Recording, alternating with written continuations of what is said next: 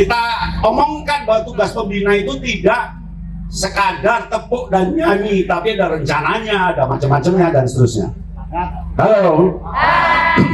Siap untuk itu? Siap. Kalau siap dan segera terwujud, itulah pelatih 24 karat. Audio Jungle. Audio Jungle.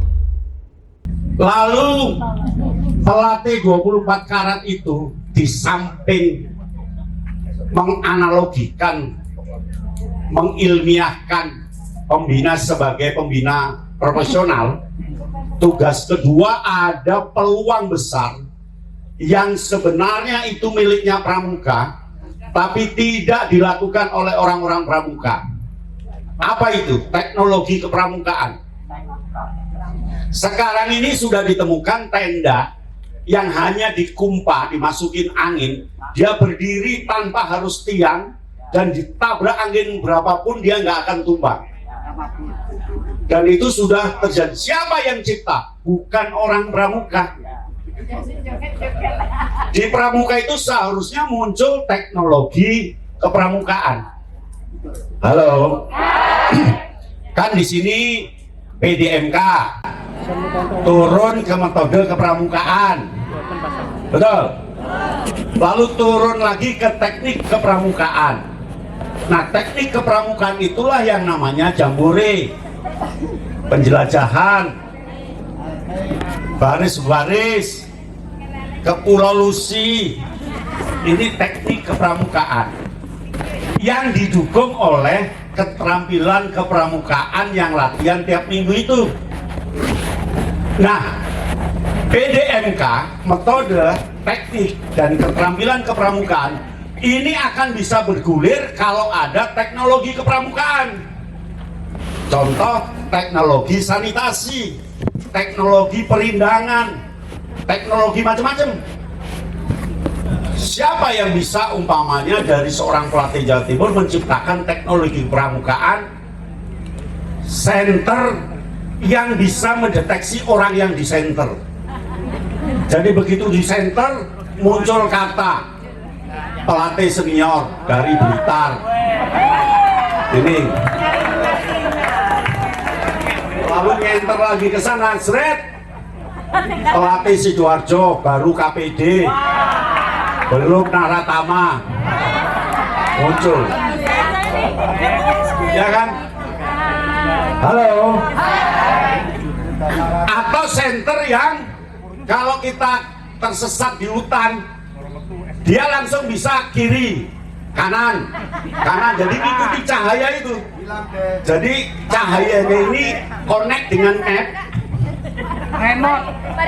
connect dengan map. Jadi kita tinggal merem sambil jalan aja sudah langsung nyampe. Tinggal diketik, tek Pulau Lusi, langsung seret. Berhenti ketika di sungai karena air. Halo. Itu tidak ada. Mengapa? Karena budaya teknologi kepramukaan nggak ada. Nggak ada loh, Kak. Jadi kita belum terbiasa pakai inovasi cara.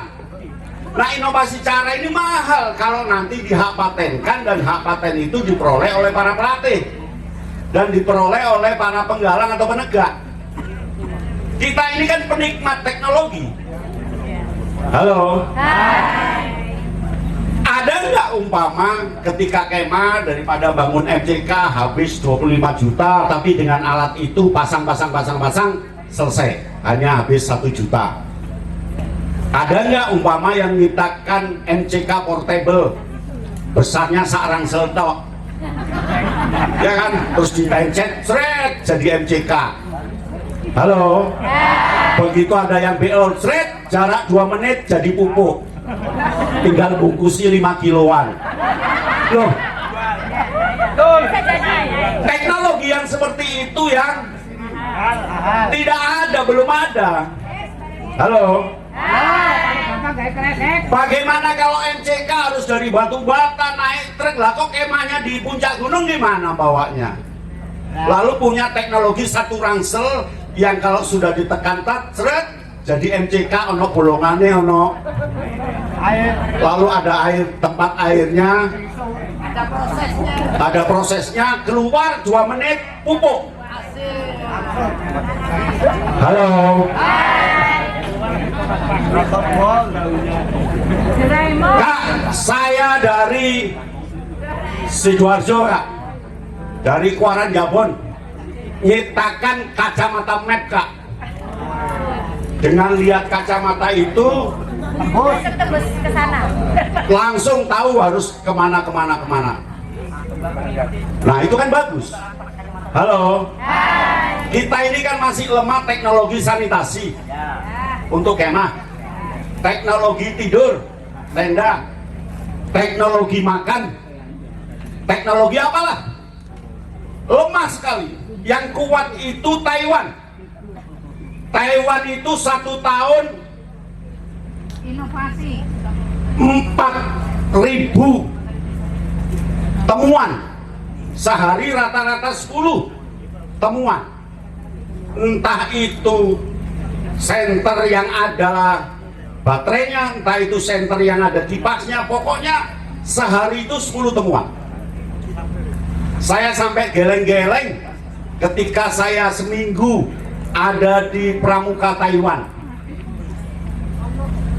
Gendeng banget wong ke Taiwan nih Pramuka nih, Edian. Sehari itu 10 temuan. Berarti sehari itu 10 hak paten. Dan menghak patenkan itu nggak susah. Kita kan ngurus sana sini nggak. Cukup ke ruko, omongkan, bukakan laptop, belum ada, cek, dapat sertifikat. Langsung connect, dapat sertifikat hak paten. Di Indonesia yang hebat itu setahun 4.000 lagu baru. Sehari itu 10 lagu baru di Indonesia. Kalau di rata-rata lagu Batak, lagu Minang, lagu Maluku, lagu Jawa, termasuk rungkat, termasuk Suketeki, sehari 10 lagu. Artinya apa? Di Indonesia ini masih pada taraf melankolis, pada taraf sambatin neng lagu. Halo. Nah, pelatih profesional yang masuk ke Karisma tadi, cobalah rapat di WhatsApp sekali waktu, brainstorming, melupakan pikirannya, terus edan di rapat itu, nongok apa dicatat. Karena temuan baru itu kan edan, karena belum ada, sehingga menganggap kita nggak mungkin. Halo. WhatsApp mana yang akan mendahului? Tepuk tangan. Apakah Surabaya? Apakah Kota Blitar? Apakah Kota Pasuruan? Apa Kota Malang? Atau Kabupaten Malang? Apa Sidoarjo? Nanti kalau sudah, baru Kak Indawan akan kerjasama dengan Puslitbangda membuka peluang patenisasi, membuka hak paten.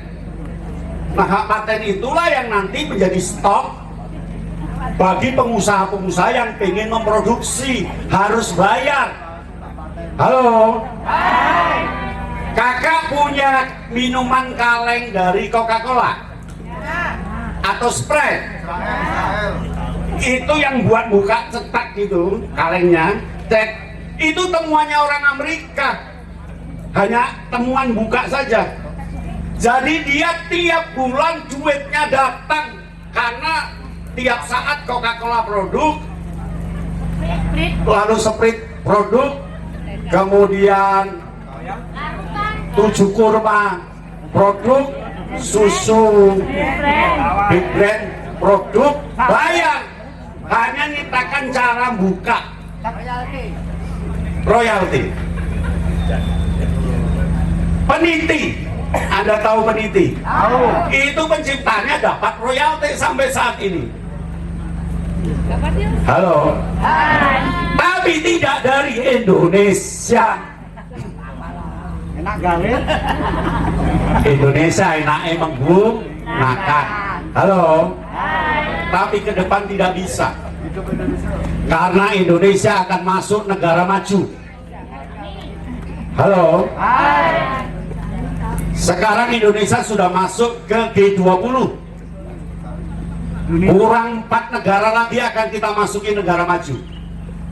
Tapi kita belum bisa gabung ESO. ESO itu kelompok negara yang memang sudah maju. Nggak bisa masuk ke sana. Karena syaratnya satu, harus ada keberlanjutan. Yang kedua ada kedamaian masyarakatnya. Yang ketiga ada kebahagiaan masyarakatnya. Nanti kalau negara maju, boom, pelatih profesional semua. Tepuk tangan. Maksudnya gimana Kak? Ini bukan politik ya. Pramuka kan non politik. Non politik. Halo. Kan gini logikanya. Negara maju pasti akan punya satelit negara berkembang dan negara miskin untuk import. Nah, ketika import, dia diikuti oleh konsultan dari negara maju itu.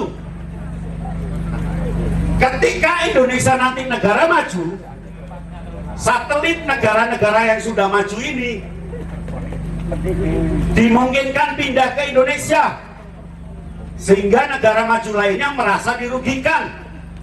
Oleh karena itu banyak negara maju yang mencegat Indonesia supaya tidak menjadi negara maju.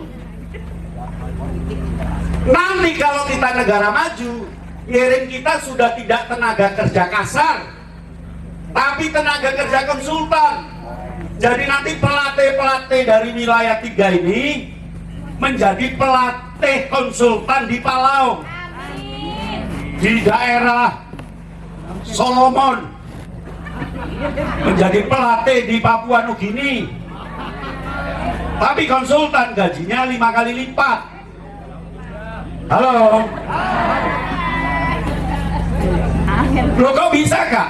Iya, karena sumber daya alam kita nggak dikirim mentah, diproduksi di sini sehingga mereka akan import barang-barang itu.